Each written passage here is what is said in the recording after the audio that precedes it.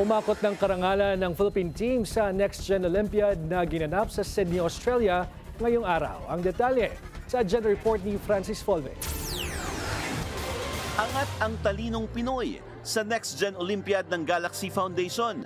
Malabilyonaryo Quiz Bee ang format nito kung saan ibinida ng Philippine team ang ating bandila mula sa 15 bansang kalahok sa Global Round for the International Mathematics Exam Center, the Junior English Olympiad, and the International Science Challenge Olympiad na ginanap sa Sydney, Australia.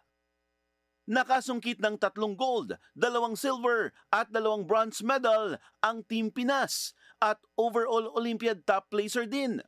Walang pagsidla ng kasiyahan ng proud parents ng Pinoy contingent.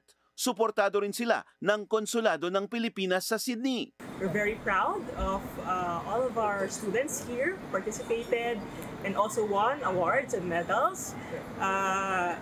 It's very happy. We're very happy as Filipinos that we have a contingent here to represent the country and represent the flag.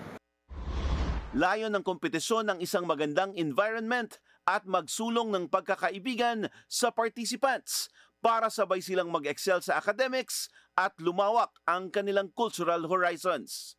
Para sa agenda, Francis Polbe, Billionario News Channel.